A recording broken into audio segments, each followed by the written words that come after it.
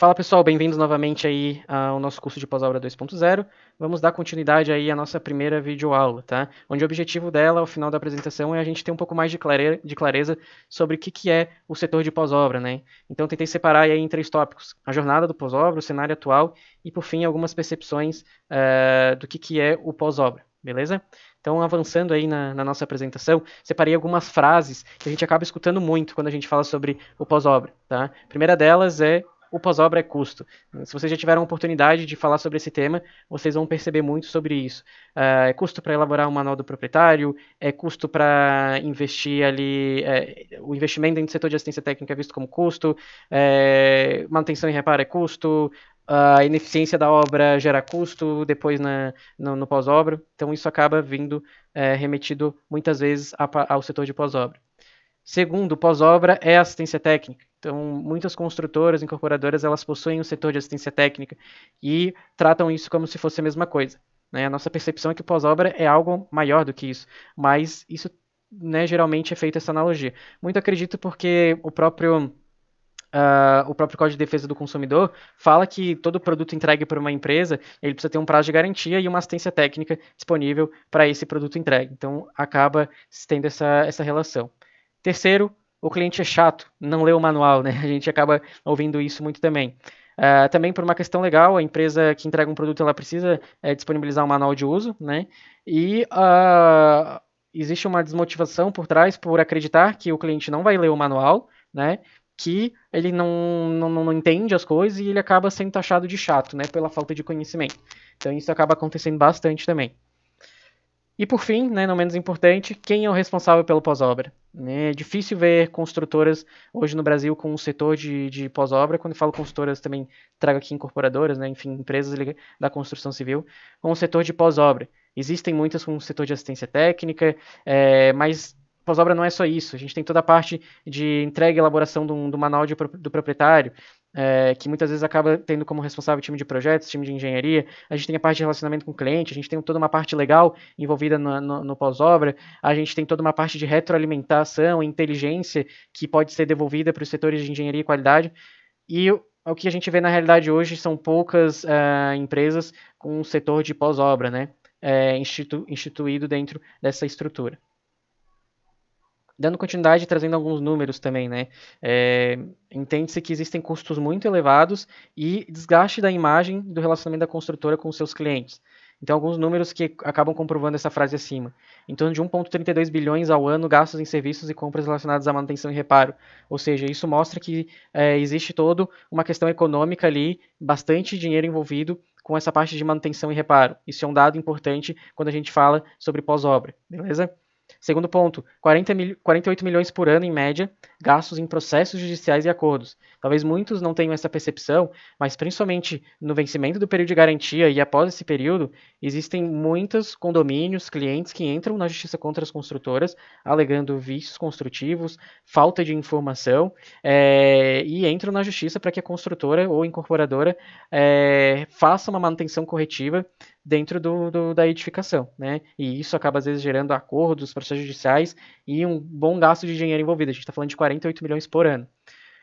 Estima-se que o custo de pós-obra ele gira em torno em média de 2,% do valor total da obra. Isso é uma média, né? Lembrando que isso pode ser mais ou menos dependendo da qualidade da obra, do tipo de empreendimento construído, dos produtos e equipamentos utilizados. Então a gente traz aqui uma média. Então isso hoje, algumas consultoras já começam a ter esse valor como valor de orçamento para investimento no pós-obra, né? Tentando evitar os danos que isso pode ocasionar nos gastos da imagem, do relacionamento e até mesmo tentando mitigar custos que já estão previstos a acontecer. Quarto, 44% dos proprietários se tornam detratores, ou seja, a gente teve um boom imobiliário muito grande de 2008 a 2014 no Brasil, e pode ser que a consequência disso, né, foram muitas obras sendo acontecido, falta de mão de obra qualificada, e a gente teve muitas questões construtivas, e a percepção disso é esse dado da Deloitte de 2019, que traz que 44% dos proprietários acabaram se tornando detratores, né, e aí vão para Reclame Aqui ou redes sociais para estragar a imagem das empresas. E 34% dos proprietários relatam problemas com suporte e atendimento. Ou seja, não basta, além de você ter experiência ruim no pós-obra para esses proprietários, você ainda pode deixar essa relação ainda pior quando você não consegue dar um bom suporte, um bom atendimento. Continuando aqui na nossa jornada do pós-obra, eu tentei separar, para que vocês tenham mais clareza, como é que são essas etapas dentro do pós-obra, tá? Para vocês entenderem o que está envolvendo dentro desse setor. A primeira delas é o marco, né? A vistoria e entrega do empreendimento. Então, a gente fala que ali é um marco do início do setor de pós-obra. É o ponto de passagem da empresa que construiu aquele produto para o seu proprietário que está adquirindo aquela edificação, aquele empreendimento. Então, é o primeiro ponto de relacionamento com o cliente no pós-obra. Segundo, é o primeiro ponto de percepção de problemas construtivos. Então, ali naquele momento de entrega, se faz uma vistoria, começa a identificar alguns problemas, né? Terceiro ponto é o momento de entrega do manual do empreendimento e toda a documentação técnica envolvida. Então é importante que nesse momento se invista nesse momento, porque ali estão a maioria das informações que vão dar o uso, manutenção e operação daquele empreendimento. E por fim, é importante deixar muito claro sobre os direitos e deveres tanto da empresa que está incorporando, construindo aquele empreendimento, quanto também de quem vai fazer o uso daquele empreendimento, seja uma empresa também, seja uma pessoa física, seja um síndico. Isso é importante deixar bem claro. A segunda parte é a parte mais da assistência técnica, que a gente já comentou, né? Suporte e atendimento. Então, durante esse período, que ele ocorre majoritariamente no período de 5 anos, que é o prazo de garantia máximo que a empresa consultora incorporadora oferece para o seu cliente, esse é o período majoritariamente que acontece suporte e atendimento, mas ele pode se estender também além disso, dado que a empresa ela possui responsabilidade além também do período de prazo de garantia. Então é muito importante ter conhecimento técnico e que a gente acaba muitas vezes não vendo isso dentro do setor, né? É importante ter engenheiros qualificados dentro dessa área, porque que eles consigam identificar as causas, as patologias, identificação de chamados improcedentes, né? Ao mesmo tempo, pessoas que consigam dar um bom atendimento e mitiguem o número de clientes detratores, ou seja, garantir uma melhor satisfação desses clientes. É importante ter uma boa estrutura ferramental, porque muitas vezes é preciso ter uma alta disponibilidade, e para que você não tenha várias pessoas atendendo, que é preciso contratar muitas pessoas para conseguir dar conta dessa alta disponibilidade, às vezes a eficiência ferramental vai ajudar você a conseguir dar um bom atendimento. E por fim, negligência das manutenções preventivas, né, que acabam gerando chamados improcedentes, que acabam gerando um alto volume de solicitações, e é importante que, no ponto anterior que a gente comentou, né, esteja bem claro sobre os direitos e deveres do proprietário. E por fim, a etapa de retroalimentação, né, então nessa parte de suporte, atendimento, de vistoria e entrega do empreendimento, gera muita informação, gera muito aprendizado que é pouco explorado.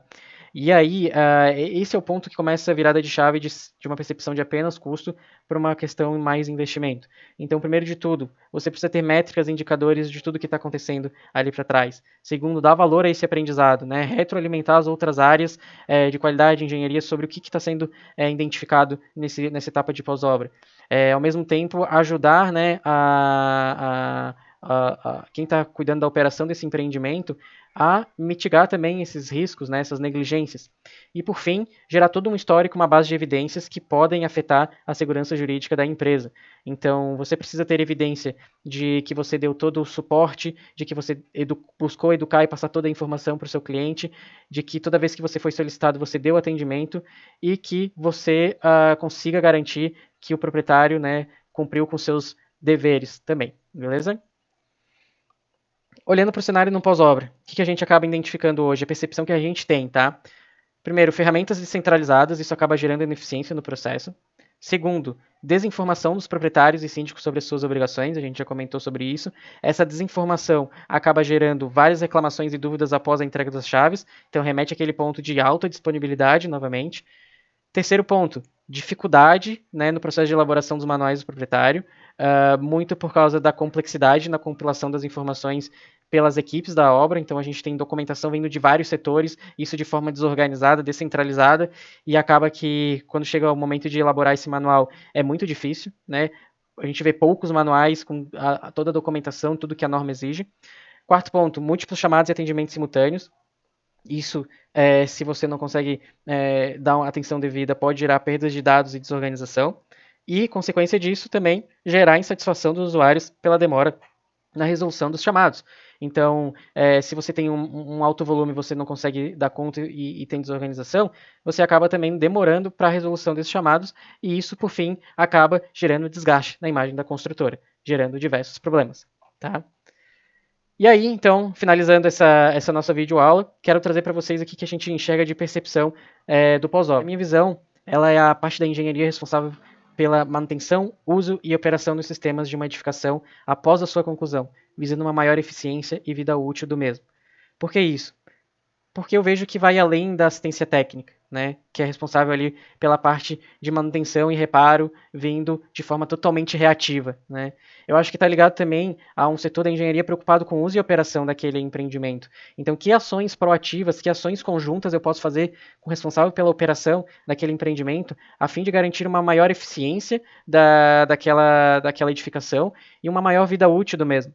Por quê? Se eu ajo de forma preventiva, proativa, eu consigo reduzir os custos que eu tenho de manutenção e reparo, que acabam sendo atrelados ao pós-obra e à área de assistência técnica. Né? Então, se eu invisto, né, na educação, se eu invisto na manutenção preditiva, preventiva e proativa, eu vou ter uma maior eficiência daquele empreendimento, consequentemente, uma maior vida útil do mesmo, e, no fim de tudo isso, um custo menor com o meu setor de assistência técnica, meu setor de pós-obra da empresa. Beleza? Pessoal, é isso. Terminamos aqui a nossa primeira videoaula e vejo vocês em breve aí na nossa próxima aula. Beleza? Um abraço. Tchau, tchau.